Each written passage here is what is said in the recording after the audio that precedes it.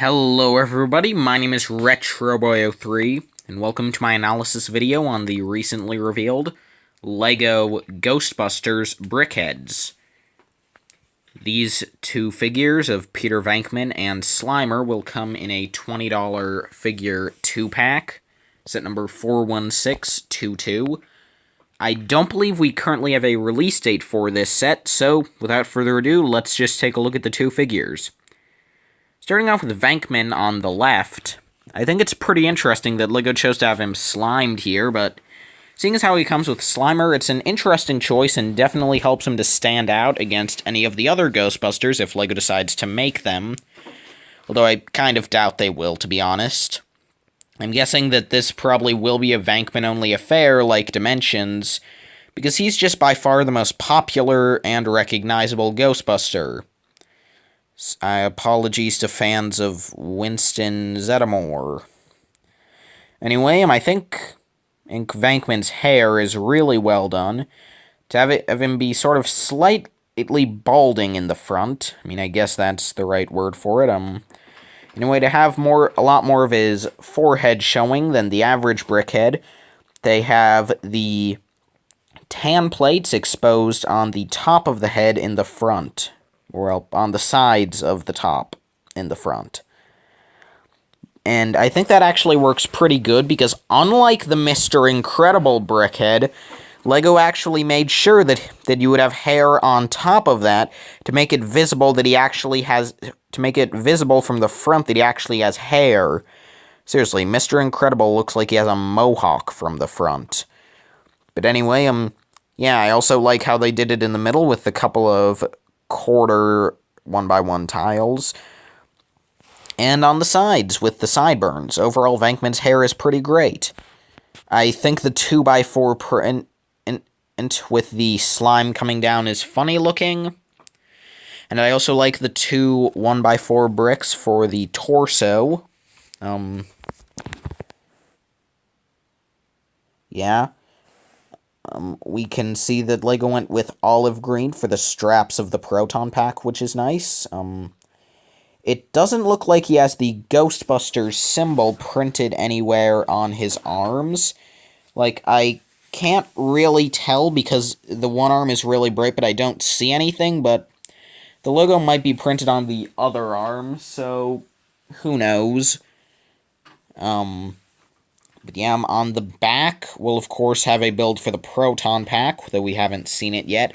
I'm curious to see if it'll be all brick built, or if it'll use a printed piece to get some of the detailing on the back. But you can see him holding, I guess, the Proton hose, maybe you could call it. Anyway, you can see him holding that in his hand. I like the build, how they made it bigger and stubbier for the Brickheadz figure. Definitely more detail on the handle than what we see on the normal figure. Looks pretty nice. Slimer, on the other hand, unlike Venkman, who overall is pretty awesome, Slimer, while he's still pretty good, he's definitely a bit more of an acquired taste, I guess you could say.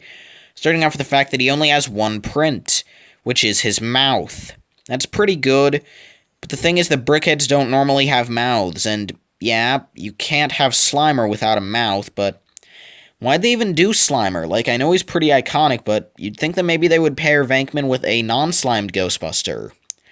Or heck, I personally would have gone with Stay Puft. He's pretty iconic, but for getting Slimer, the mouth print is pretty nice. Another thing, I'm not entirely sure if lime green was the best choice. Obviously LEGO couldn't do this guy in transparent, but I think maybe bright green would have been a bit more of an accurate color. Like, the color LEGO uses on, the comic book versions of the Incredible Hulk, I think that might have been a bit more accurate, but lime green's still fine. I like the shape of the cheeks, how they each protrude half a stud from the rest of the face. Then obviously you have the much more bloated cheeks built onto the sides. He has the rounded stomach, which works. I like that he has two hot dogs, just one plain Frank and then one in a bun. That looks nice, but the most interesting thing is his bottom, because obviously he needs to connect to a stand, and if his whole bottom is rounded, he can't really do that. So you can sort of see that in the middle you have sort of an upside down 1x2 cheese slope on each of the sides, so that then the middle can just be a 2x2 plate, so you can have the anti-studs to attach to the base. My question is, that 1x2 cheese slope that's upside down, is that a new mold, or is that just some clever building to get that standard piece to be upside down? I'm really curious to see how that turned out, but yeah. Overall, so yeah, those are my thoughts on these Brickheadz. I think they're pretty great. Venkman's probably one of my favorites. Slimer's pretty great. Kind of derpy, though. And, yeah. I probably won't be getting this set, but that's only because I know for a fact my brother will be, since he's a huge Ghostbusters fan, and he just loves how derpy Slimer looks. So yeah, even though I personally won't own this set, I'll still make sure to get it from him to review for you. So yeah. Thank you all so much for watching this analysis video, and I will see all of you in my next video. Bye-bye.